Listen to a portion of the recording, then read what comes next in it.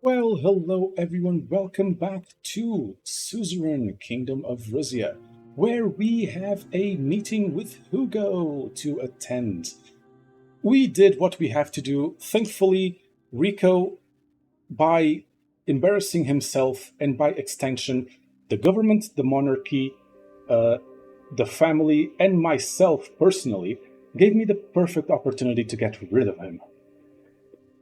And Isa, uh, did Isa change colors? No, it still looks like it had the has the orange underneath it. Hey, let's see. Hugo is not going to be happy. After receiving the news that I had deposed his son, Uncle Hugo was on his way to talk to me. Of course he is. Thoughts were running through my mind as I paced back and forth in my chambers. If he were to openly go against me, I have a big problem with my entire house. I thought about each scenario in my head and tried to devise a plan.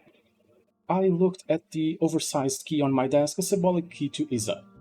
The Sazons had sent it as a token of gratitude for reinstating their duchess. Suddenly, there was a knock at the door. I granted Hugo permission to enter, and he walked in. He seemed more sad than angry, something that took me off guard. Your Majesty. He bowed in front of me, lower and longer than he'd normally go for. You can rise, Uncle. There is no need for that. Promise, my king, may I speak freely?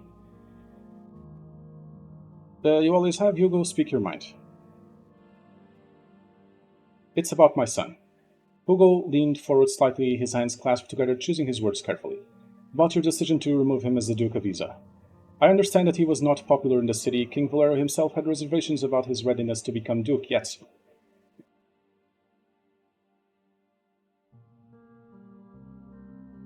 His actions left me no choice, Uncle. He was endangering the stability of our kingdom. Hugo's expression remained unchanged, but there was a flicker of sadness in his eyes.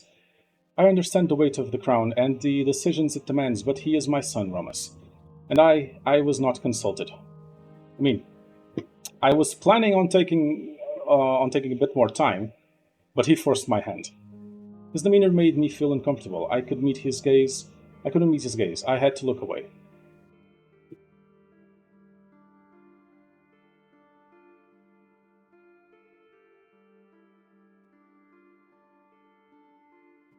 I value your counsel, Hugo, more than you know, but some decisions must be made swiftly to protect the realm. Indeed, and I wouldn't question your judgment. I had served this family and this kingdom all my life, Romus. My loyalty has never wavered. But as a father yourself, you must understand.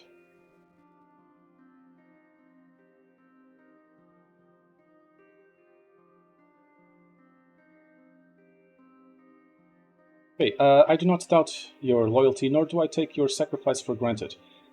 Your son's removal was not a punishment, but a necessity. For him, for you, for all of us.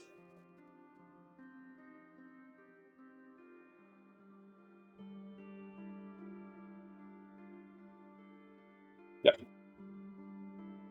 I do not question your motives, Romus, but I nonetheless believe I was owed a consultation. The loss of his position has repercussions for his future and for the name of our family. I mean, I would have consulted him if he didn't shit his pants and didn't shit his pants during his speech and made me take him off the fucking stage. Some form of compensation could ease this transition, of course.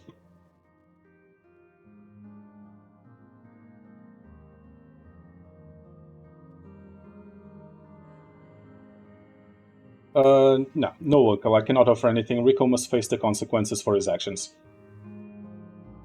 Hugo took a deep breath, his posture relaxing ever so slightly.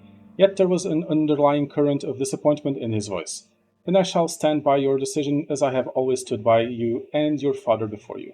My loyalty to the crown and to you remains unshaken. You are my monarch and my family. He extends his hand to me.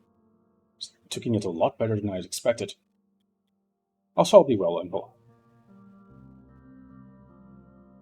Very well, I shall return to my duties now. As Hugo exited, I was left to ponder the intricate balance of ruling where lines between kinship and kingship blurred.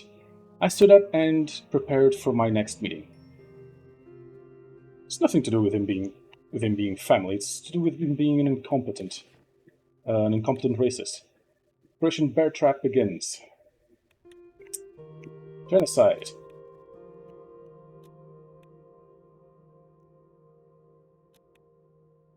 Duke Reinhardt's visit. As the morning sun cast its golden rays over the portrait-lined halls of the palace, I waited for Duke Reinhardt to arrive. He was in Rizia to inspect the construction of the Palais Stream pipeline and to meet with industry leaders. While he was here, he had decided to pay me a visit as well. I paced the grand reception hall, looking at its walls adorned with tapestries depicting the glorious history of Rizia, while Pavel was making sure everything was in order. I stopped in front of one massive tapestry map dated from the 7th century, which showed the Resonant Empire at the height of its power. The borders stretched far and wide, including most of the current territories of current-day Morella, Derdia, Velen, and the southern coasts of Lesbia. What are you thinking about that map, I mean?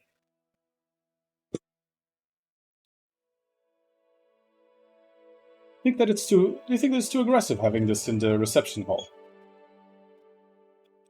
I'm not sure about that. Few threads still link the ancient Resonant Empire and modern-day Rizia. However, he pointed at one map hung in the corner of the hall. Don't you think that particular map might be perceived a bit negatively? It was a very rare map depicting the borders of the kingdom in the 18th century, showing Palais as part of Rizia.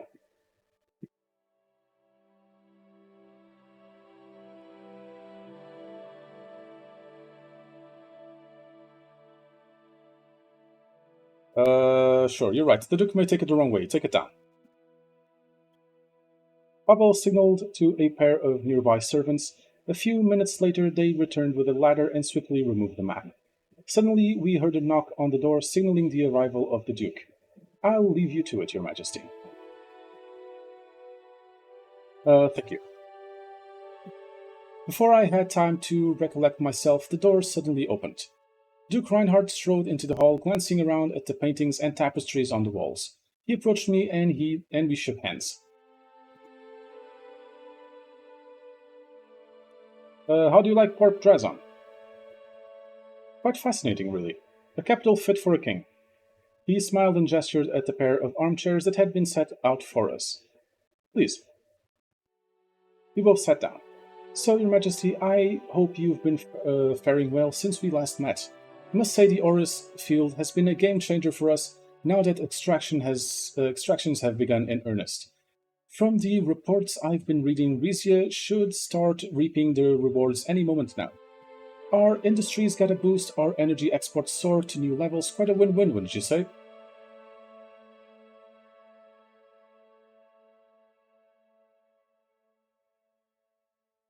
Yes, your support has been invaluable, but there is always room for growth. Ah, yes, with luck, this energy partnership is only the beginning. I believe the resolution we reached amounts to more than just handshakes or numbers. Naturally, I'd like to keep things civil and profitable between our nations. I believe that's everything I came here to discuss. How about you, Your Majesty? Do you have anything to share with me?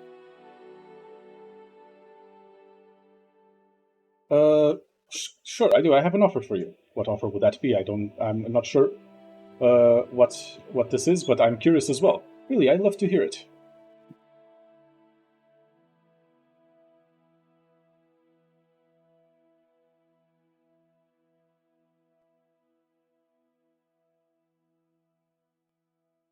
Uh,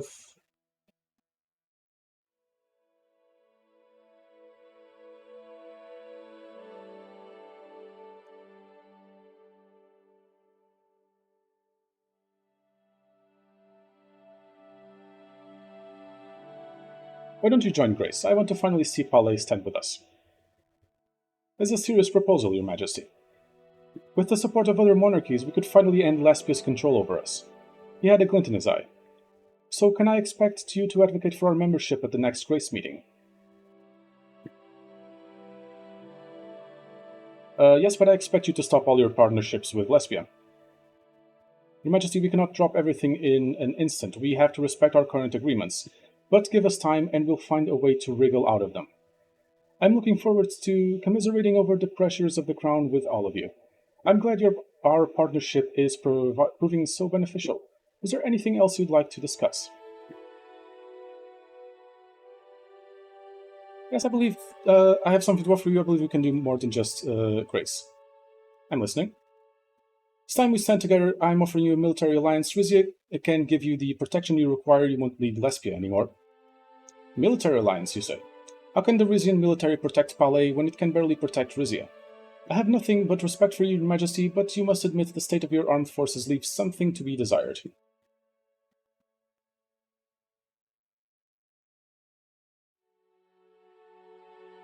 I envision a grander alliance that encompasses our neighbors in southern Mercopa. We have to protect this region from the encroaching world powers. An alliance between us is only the first step.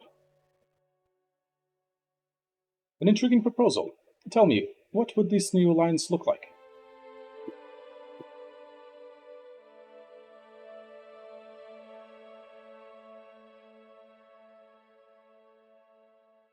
You may have already noticed the energy deals I've been making with my neighbors. With the help of Aureus Gas, I want to create a network that spans southern Mercopa. I like the sound of that, but getting more than two South Mercopan leaders in a room together is like herding cats, total chaos. Who else is win?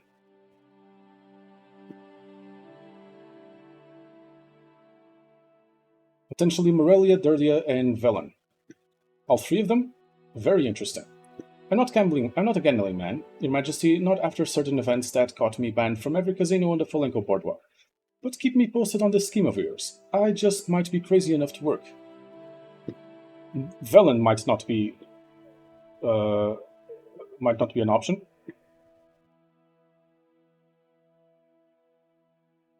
As long as it's not a clear no, that's good enough for me. Was there anything else you'd like to discuss?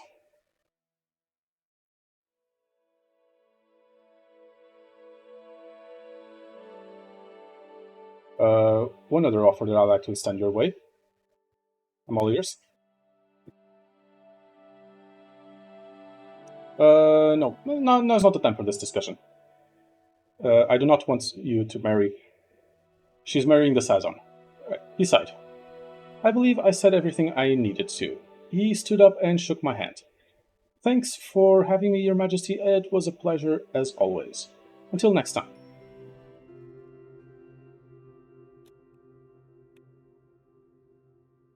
Unfulfilled welfare promises.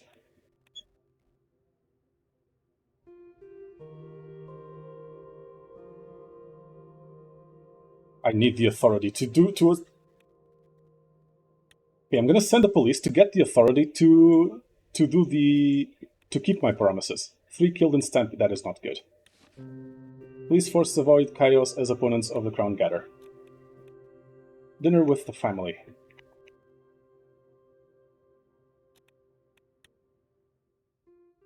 Golden candlesticks stood along the length of the table in the royal dining room.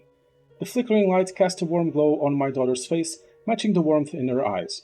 My mother hurried into the room, holding the train of her silk brocade gown. Pavel calmly pulled out her chair. Truly sorry, dears.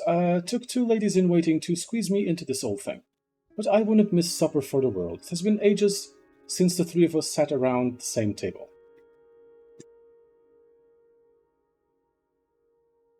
Ah, yes, even among the many pressures of ruling, a king must make time for his family. Same goes for princesses. Pardon my interruption, but dinner is served. Pavel rang a small bell. An army of kitchen staff materialized around the table, bearing plates of food. The fastidiously wiped the dust of an ancient-looking wine bottle before pouring glass for Vina, my mother, then me. A rare Cantuavo Grand Cru, bottled in 1926, days prior to the uprising.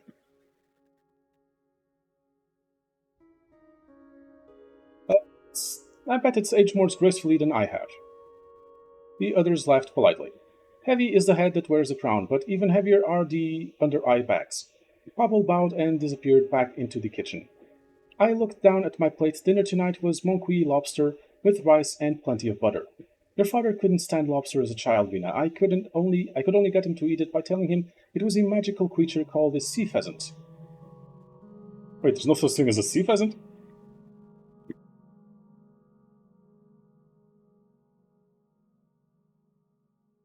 An example of how we all believe what we want to, no matter how implausible. My mother nodded in agreement. Vina didn't respond. What's on your mind, Vina? You know you can tell me anything. Nothing, or well, I had a long conversation with Minas the other day. She slowly put down her fork. The topic of marriage came up.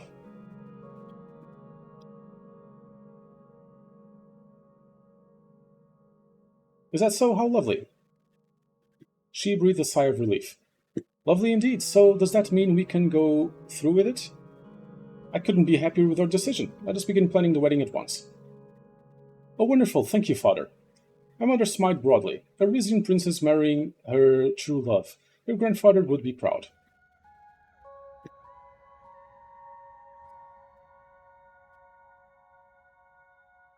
Yeah, Venus should be able to marry the person she loves. Everyone in Rizia deserves that right. Everyone? She briefly glanced in the direction of the kitchen. Realization sparked in her eyes. I hope you aren't expecting me to make nice with your new mother-in-law.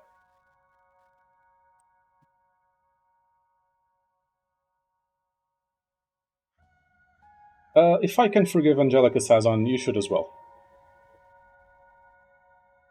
Vina nodded vigorously. What happened to father was ghastly, but she had no part in it. Allegedly.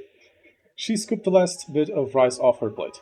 Manus and I have already started looking for a suitable residence in the capital. We both have duties here after all. In fact, I was hoping to take on an expanded role on the Royal Council.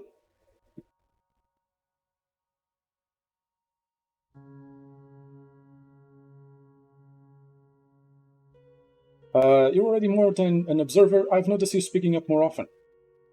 She blushed. Yes, well, I believe I've gained enough experience for my opinions to carry weight. My mother gave her a wry smile. I mean, it's not much experience, but there is weight nonetheless. Well, we'll see how much time you have for the council once the babies start coming, sweetheart. Unfair. Would you say that to a man? Yes, Vina has juggled multiple obligations throughout her life. I am confident she can balance motherhood and a royal career. So am I. Your great grandmother changed many rules for women in Rizia. The expectation for wives and mothers were not among them. But we're getting ahead of ourselves. Pablo, some champagne? We have an engagement to celebrate. Right away, madam.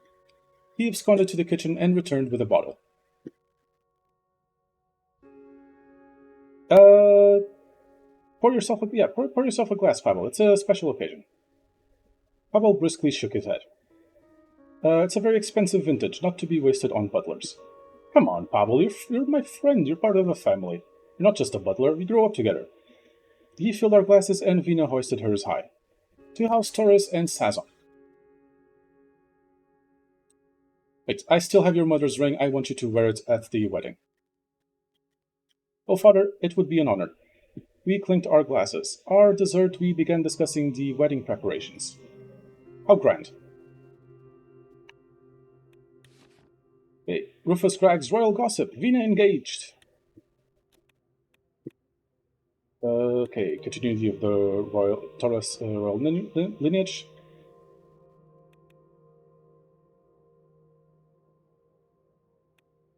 Okay, the future is a crossroads. She and any children she may bear take her husband's surname, effectively removing him as Taurus.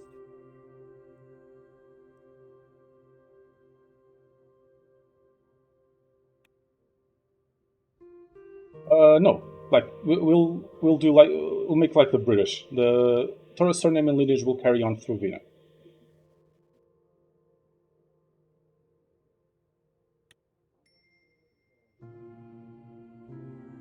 Okay, now what do I want to do? Can't afford to construct anything.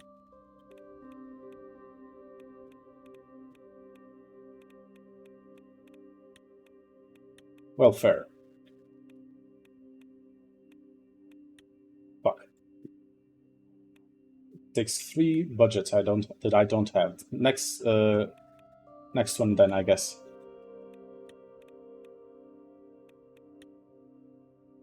It's a lot of authority.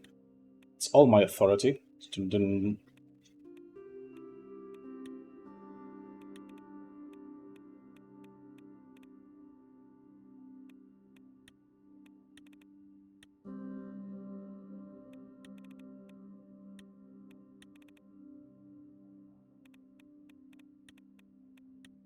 What order? Nope, nothing I want to do there.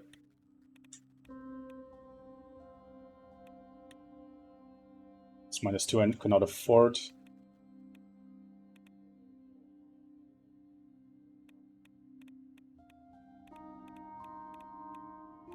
Sure, let's do the homosexuality decriminalization this turn. Yes.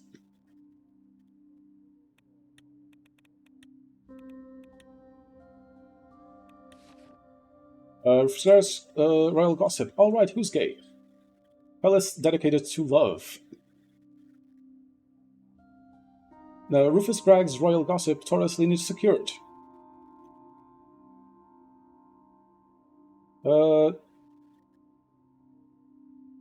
Okay, yeah, fine.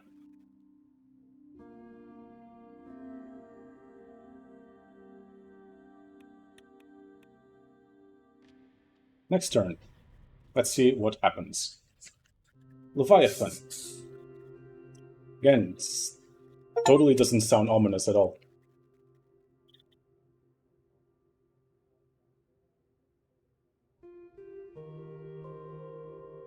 Plenty of energy, but less.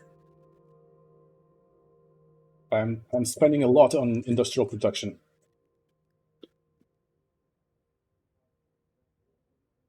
Plenty of money.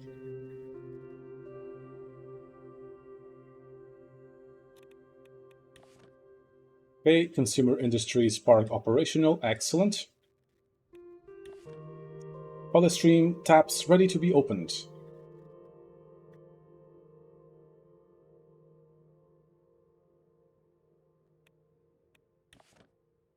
New hospital opens. Excellent.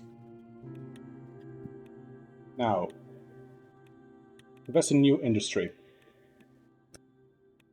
Renewable energy, definitely.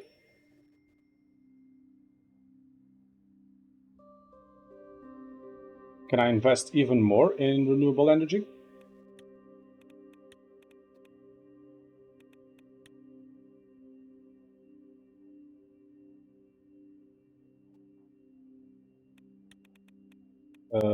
What else do we have here?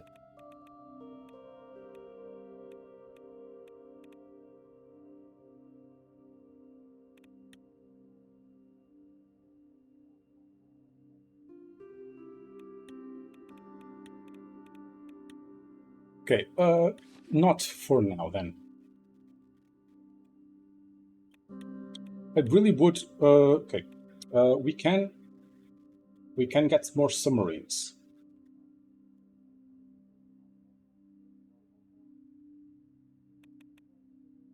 Build me more submarines. We don't have submarines. I want more submarines. Oh no, we already have 2 submarines. Fine.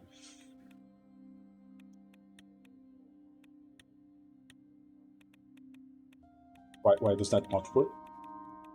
Whatever. Are you sure about to do decisions? Yes, I am. Submarines are cool.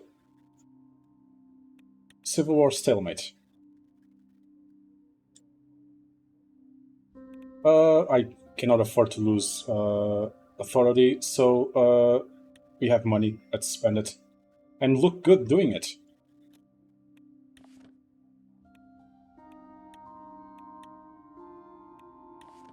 Aid shipment leaves for Vernon-Nizen.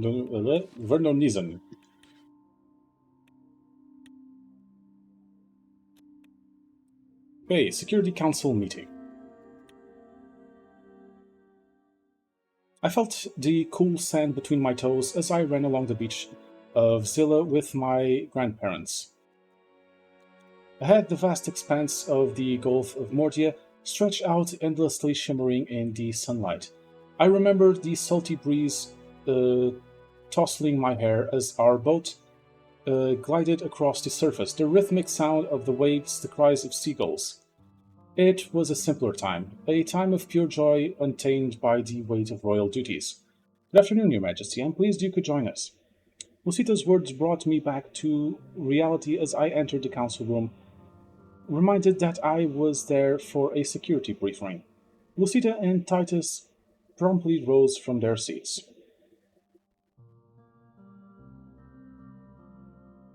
You know me. I know me. Always eager to dive into the riveting world of bureaucratic discussions. Well, let's hear it. Very well. As you know, we're here to go over the latest updates regarding the transfer of Zilla to Rizian governance. With your permission, we'll begin. Not an approval. As you're aware, Velen's 3-year probationary period, as Smolak call it, is coming to an end. If they uphold our agreement, we could see a peaceful transfer of governance in a few months. If being the keyword.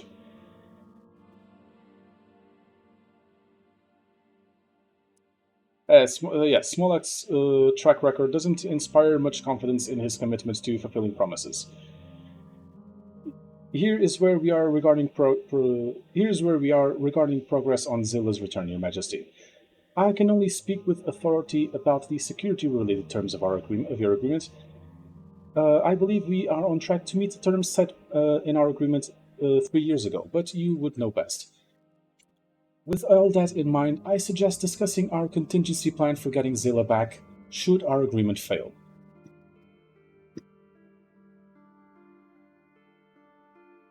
Agreed. Let us explore our options.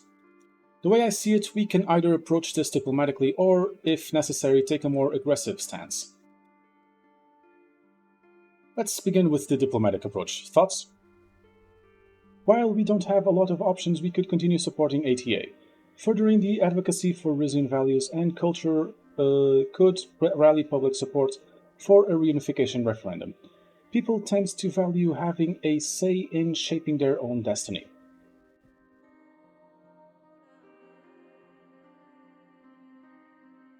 Sure. The ATA demonstrated considerable effectiveness. We should keep them in mind in case additional services are required.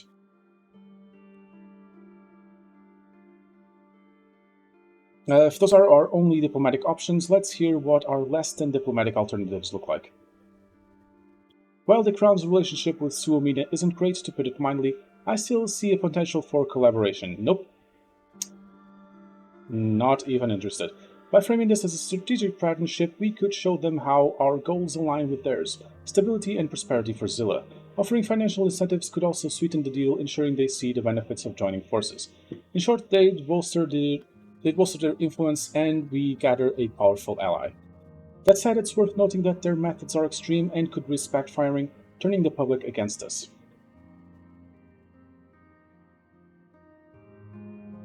After what I did to Rico, I strongly doubt the group's willingness to rally behind the Crown. We'll keep that in mind.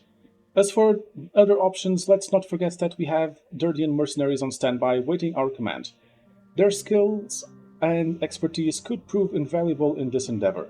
Anyway, in conclusion, you'll be pleased to know that the momentum behind Zilla's reunification continues to grow at a steady pace. And as for the armed resistance movement, it's steadily gaining momentum, albeit at a modest pace, in support of Rizia's reunification endeavors. I said no!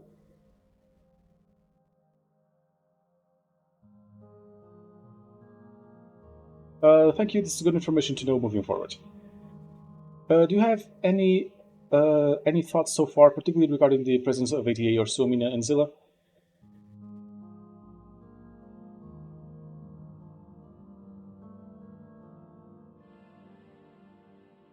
Let's continue funding ATA. Their efforts have proven to be instrumental. Yes, Your Majesty. However, I fear relying solely on the ATA may not suffice to meet our goals.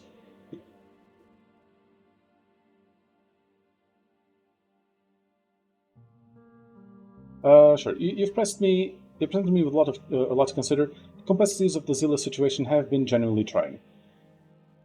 You can be confident that we possess the necessary tools to get the job done. I echo Lucida's sentiment. I am confident that we will find a solution that aligns with the best interests of Rizia. With the meeting adjourned, Titus and Lucida saw themselves out. As the doors closed behind them, I sank into my chair, my mind heavy with the weight of the discussions. The pressure to get Zilla back loomed large, and I was left to grapple with the intricacies of the diplomatic landscape that lay ahead. Good living standards, excellent. Losing authority, I don't like that.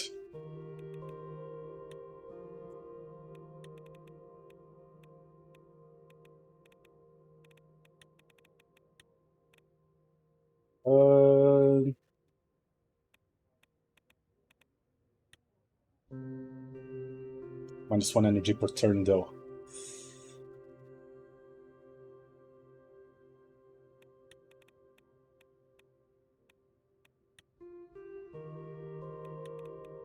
That costs everything we have.